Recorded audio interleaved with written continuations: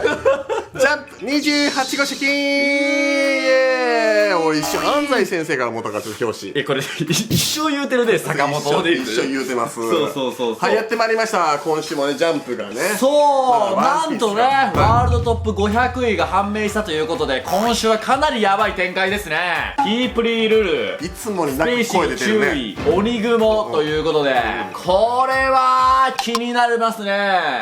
なんてなぜあえてこの3人を今わざわざ発表したのか。いや、俺が聞きたいねんけど。この500位という順位、ワンピース編集担当者だった高野さんは何か知ってるのかもしれませんね。高野ジムさん。はい、高野ジムさん、よろしくお願いします。はい、ということなんで今週のワンピースなんですけど、1016話ということで。ちょっとオチまで綺麗に持っててくれへん。ボケるのはいいねんけどね。じゃなくて、どうされましたこいつ。いや、どうされましたっていうか、おたまでやんすですね。はい、今週もですね、やばいワンピースだったんですけど、第1016話おたまでやんすということで、意外となんかストレートなサブタイトル、なんか久しぶりな感じするんだよね。そうですね。まあね、扉絵良くない？ゾロの忍者姿ええやん、なんか。そこの右のナミさんもいい。何がやっぱいいかって言ったら、ゾロが刀を3本背中に背負ってるって珍しいなと思ってるんですよ。そうで、これね、俺忍たま乱太郎昔見てて学んだんやけど、忍者って刀をここに刺してるイメージあるやんか。刺さないねんってな。なんで？背中に。イメージの世界あれは。なんでかっていうと、刀を背中に刺してると軒下とかに忍び込むとガッて当たったりして邪魔なんやけなるほど。だからここに、だから腰に刺してることが多いという。そうなんだ。だからこう完全に小田先生の中の忍者のイメージっていう感じが、なんか扉絵でこう楽しめるのがなんかいいなっていうふうに思ってるんですよ。そうですね。そう、でもね、まあストーリーも今回面白いんだけど、やっぱ最後からいこうか、みんな。最後ね。どう思う？このヤマト VS カイドウって。もしかしたらカイドウとね、ヤマトがマッチアップするっていう予想はまあみんなしてたと思うんだけども、まずこんな早く見たいカードが見れるとはって感じだから。そうやな。そう、だってヤマトの力もまだ未知数なわけで、この2人がどんな過去があったのかも分かってないから、この2人の力の強さが分かるのはもちろん楽しめないけど、2人の関係が分かるのがすごくいいなと思って、そうなんよね。で、僕はね、ちょっと気になる言葉があって、断る、勝てないのは承知の上だ、だけどっていうふうにヤマトが言ってるんだけど、俺戦う前から勝てないのは承知って珍しくない？いや、なんか変な感じしますよね。そう、もし麦わらの一味に入るんだったら、あんまりこういうこと言わないんだ。確かにね。そう、でもね、俺断る、勝てないのは承知の上だって言ってるってことは、俺よく戦ってたんやと思うねんな。あ、なるほど、かつてね、カイドウと。それなんで戦ってるかっていうと、お父さんが息子に稽古をつけてる描写がどっかにあるんじゃないかと。おお、なるほどなるほど。そうそう、親自らがもういろんなことを教えるみたいな。だって雷鳴八卦なんか目の前でたくさんやってもらうから盗まれへんよ、そんなの。まあ確かにね。そうそう、だからちょっとね、お父さんがヤマトを教えてる時代が、優しいお父さん時代があるんじゃないかみたいなことをちょっとぼんやり考えちゃって、だから父親のコピーに過ぎないから勝てないのは分かってる。なるほど。お父さんの強さよく分かってるから、言ったらもうおでんのね、その万有記の中にもう導くものとして桃之助だったりルフィや D がついてるから、カイドウを倒すものとして予言が多分書かれてるわけよ。だからルフィにつなぐために自分が必要だっていうこともなんか分かってる感じ。だその中で複雑な心境の中、この2人の過去が今後分かるんだろうなっていうことがすげえワクワクしてる。なるほど。それが今回のヤバヤバヤバポイントなんですよ。確かに確かに。そうそうそう。まあ越前龍馬がね、越前南次郎に教えてもらっとったごとく、カイドウもヤマトね。あれはもう普通の親子なんで、これちょっと特殊な親子やんか。ああ、まあまあ確かに確かに。そうそうそうそう。ほう。何時を例え出すのなんなん最近。テニプリンなんだ、なんなんそのテニプリ。テニプリはいつだってね、人生のバイブルなんですけど。何が学ぶことだったあれ？テニスを楽しむ気持ち？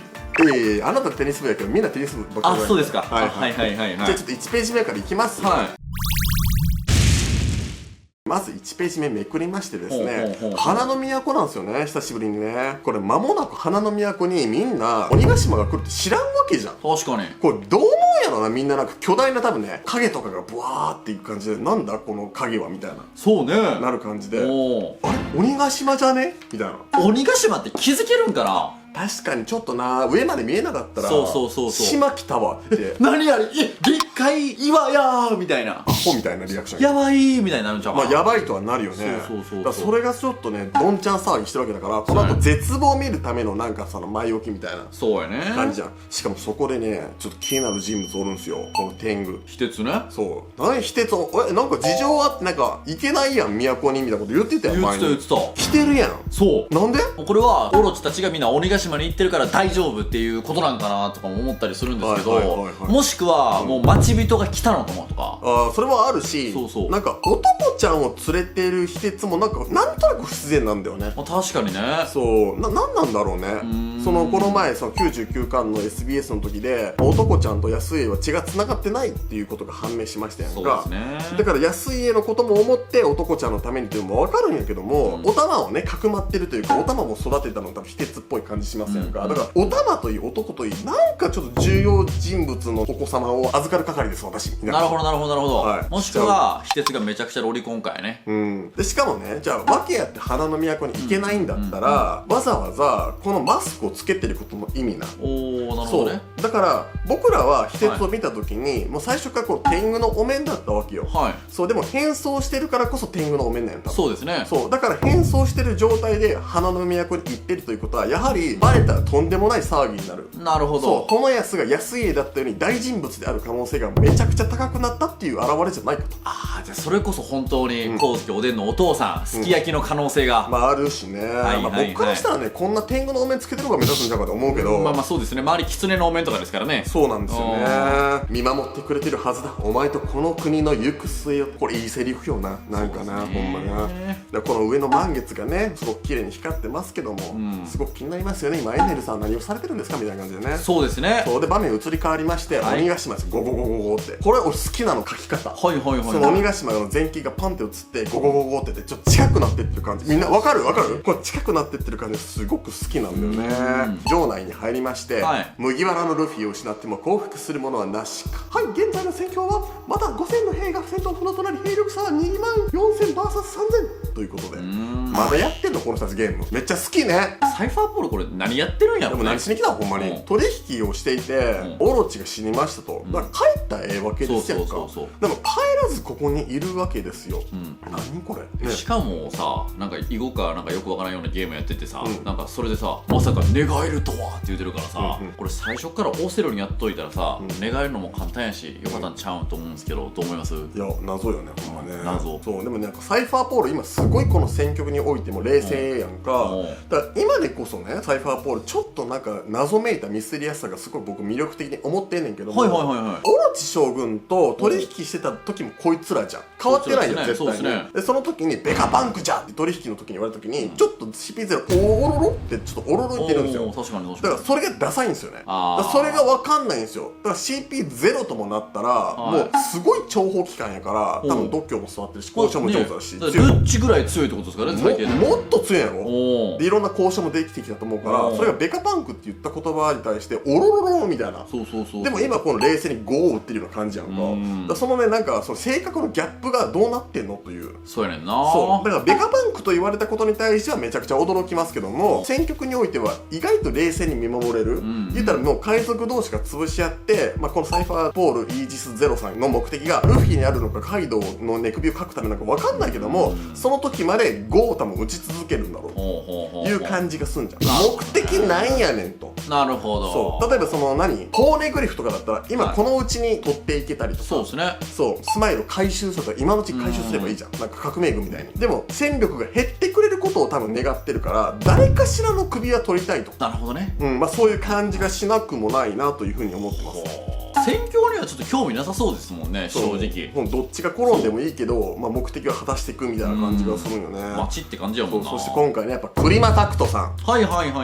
もうクリマタクトにまさかね、命が宿るって。そうなんよ。面白いよね。だって古くはさ、ラッスもう自由に悪魔の実を食べさす、犬の実モデルダックスフンドということで、どうやったら物に悪魔の実食わせるねんって言ったけど、ソウル与えて食わせればできるわけじゃん。じゃあ今この口がついてる状態やから、じゃあクリマタクトに悪魔の実食べさせる今って可能なんよ。なるほど。これすごくない？このおお、それすごいですね。今何食べさせたい？みんなクリマタクトに何食ったら最強の道具になると思う？これなんやろね。クリマタクト選手権、皆さんコメント欄に書いてほしいです。これは難しいな。これ選びたいやん。なんかしょうもないなんか泡泡の実とかだったら、いやいやもう泡もう最初から出ますけどみたいな。そうやな。ゴロゴロでもないね。だってゼウスおるからもう。そうだからここで俺絶対なんか食べる気はすんだよね。もしくはそのヘラにね食べられかけたやんか、前回。その時にパワーアップするソウルがっていうことがあるんだったら、じゃあ前も言ったと思うんだけども、ゼウスさんがヘラを逆に飲み込む可能性も今後あると考えた時に、もっとソウルがなんか磨かれるというかアップすると、とんでもないクリマタクトになるんちゃうのと。より一層ナミウラヌス説じゃないけど天候を操る魔女としてものすごい戦力になる気するんだよね。そうですよね。ね、いやこれめちゃくちゃ楽しいんだよね。確かにな。そうで、実際のところビッグマムが気絶しても、このソウルたちはなくならないことはもう証明されてるわけだから、多分ビッグマムが死んだとしてもなんか生きていけんのかな。どうなんだろう、分かんない。これはほんま分かんないけど、独立してる感じはしますよね。そうなったらさ、ビッグマム以前のソロソロのみの能力者、だからカルメ以前とか、そいつらの作ったソウルたちもいるのかな。ちょっと残ってるかもしれないですよね。残ってるかもしれんね。そうそう、そのうちビッグマムを止めてくれみたいなやつとか。そのなんか呪われたゾンビで殺してくれみたいな定番のやつ。そういう定番のやつ。この辺はね、明日ねちょっとジャンプの深掘り会をねまたのすけさんと一緒に撮ってるんで、ワンピースまでのすけさんにいろいろ質問してみようかなと思って言いますと、このなんか変形するってすごいよね、クリマタクトね。そうですね。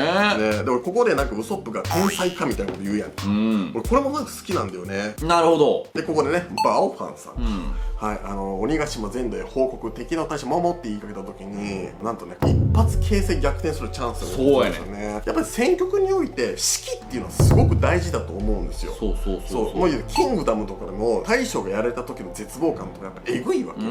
僕ら戦況にいなくたってうわこの軍やばくないみたいなことになるわけですよ。そうなった時にやっぱ現場で命かけて戦ってる人にとって大将が取られるって報告って何よりもやばい、大きいですよね。大きいことだと思うけど、ここでちゃんと敵のね策略だったものを裏を変えて自分たちの状況を有利なように持っていくっていう展開がすっごい今回見てて気持ちよかったの。そうなんよね。じゃあその戻るんですけども、ゼウスさん正確には違うんだ、だから何おぎらに新しい名前を送れよって言ってるんですけど、わたっていう、わたって言われましたけどわた言いにくくないですかみたいな。いやそうやね。わたかいと思ったらそのままゼウスになるっていうね、まだ。そうこれいいじゃないですか、このなんかギャグの流れがね。多分気に入らなかったんだなと思うんですけど。そうでしょうね。おいらはゼウス波の右腕覚悟しろ。これさこんな仲間のなり方ってもう考えてなかったもんね。単純にもうしもべや下僕な感じだと思ったけど、まさかこういう形でね宿っていただけると。そうでここでねこのウルティを倒すには電撃が足らんかったってこと前回ナミ言ってたじゃないですか、戦った時に。それがこんな強力な電撃、しかも追撃ミサイルみたいになって言って帰ってくるとはっていう。何よってびっくりしましたね。ちゃんと避けても自分の意思で追尾していくってすごいよね。すごい。ウルティそう思ってもすごいタフやな。タフやっぱゾーン系として覚醒してるやんと思う。してるんでしょうね。だってビッグマムの攻撃とかも食らってんだよ普通に。それでもこんだけの戦闘力あるからもう相当やな、飛び六方ってね。そうっすね。いやでも電撃を食らわしてね、ようやくこれでウルティ退場かのページ1もねちょっと退場今してるっぽいんで、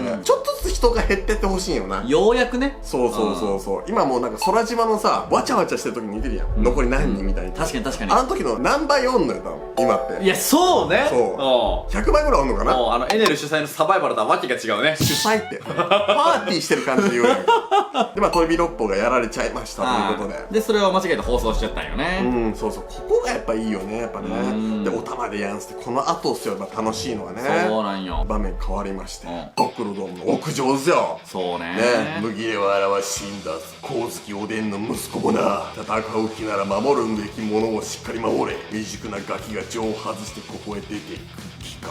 僕はルフィと一緒に海へ出る。お前をワノ国から叩き出した後にな、カイドウどうすか。いやね叩き出すんやっていう感じなんやけど、僕それよりも心で気になったのがカイドウ一回竜の姿になってるじゃないですか。そっから珍獣型にまた戻ってんなっていう。戻ったんじゃない。これなんかやっぱヤマトと戦うには珍獣型で最初からある程度本気出さなあかんっていう証なんかな。というかルフィと戦ってた場所って、今このドクロドームの頂上よりも下の方なんです、位置が。なるほどなるほど。だから上に来ちゃってるから。帰ったのね。戻ってきた。戻ってくるために飛んでくるために竜になってきたんだと思うんですでいきなりもうフルマックスで戦いますよ。 120%120% ですよ。速度かな。そう同じ声優さんなんで、ああまあ確かにはい、みたいな感じかなっていう。でもこのヤマトのさ、ああ僕はルフィと一緒に海へ出るっていうのがやっぱり意味深だなと思って。そうですね。ほんまに一緒に出る仲間としてみたいな感じで一緒に海へ出るなんだよね。なんかラフテルを目指すとか夜明けを導くとかそういう感じとか、なんか一味になりたいとかじゃなくて海へ出るなんで、だから仲間になってほしいなと個人的に思うんですけども、はい、もしかしたら違うのかなみたいな。こんだけなんか仲間に 100% なるわみたいな雰囲気のやつって今まであんまりいなかったじゃないですか。なんでなんかそのビビとかは仲間になると思わしといてならんかったみたいな例もありますし、でもこの本人からガンガン言うじゃないですか、わい仲間にしてやみたいな雰囲気で。だからこんだけ言うってことはヤマトこの戦いの中でもう出国とかできひんレベルでダメージ食らうとか、ワノ国に逆に残らなあかん理由がこれから出てくるんじゃないのかなとか。まあわかるけど、でもそれモモに任せて海行こう一回エースの約束もあるんやしなるほどね。そうでもこれ冒頭でね、そのカイドウ親父に稽古つけてもらってたっていう説言ったやんか、はやっぱりその情報してる状態やからそんな外出られないわけやんか。そうですね。でそんなの誰に稽古してもらってこんななんかもう噂で覇王色まとってるやんか、できるのってやっぱ親父しかおれへんと思うね、教えれる人って。確かにだからな。そう思った時に僕はニキニキの実がその金棒に宿ってるから丸くなってんじゃないのとか、あんまり戦いを好き好んでないから丸くしてるんじゃないのみたいなこと思ったけど、親父との稽古の中でトゲが丸くなったんじゃないかって思った。あーなるほど。カイドウのやつバシバシ叩いとって、そうでだんだんトゲが丸くなってきたよっていそう、多分親父が遠征中とかもいつか海へ行くためにバンバン裏で練習してたのも噂によりますと、松井おるやんか、元教師のね、もう寮で松井の部屋だけ畳がねもうすぐダメになんねんて、もう部屋でも素振りしてるからその部分がもうどんどん擦れちゃって。なるほど。それ見ました僕はドキュメンタリー番組で。はいはいそれ同じように部屋でめちゃめちゃ素振りしてる可能性ありますよ。おボーボーボーボー。ちなみに僕ね、俺がボケの時ちゃんと突っ込んでくれるからちゃんとねえはいちょっとクレームあるよちょっと俺もすいませんはい休んでしょこの前。休みましたね。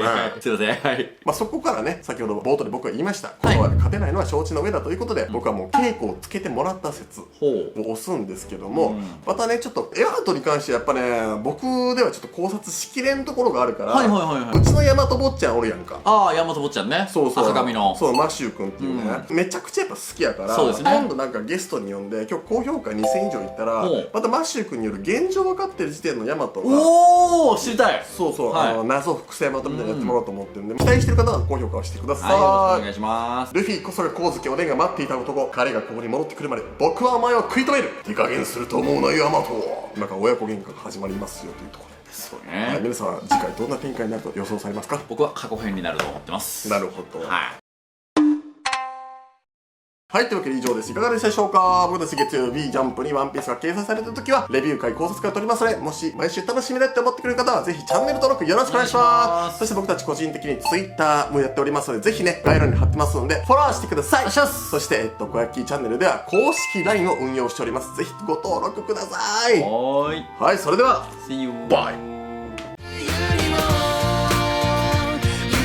小屋ちゃんクルーに春一番、楽しみいっぱい、動画全開、クルーのみんなで盛り上げて、 Twitter、LINE アット、LINE ライブも始めたよ。フォローしてね。お風呂の前は小焼きチャンネル。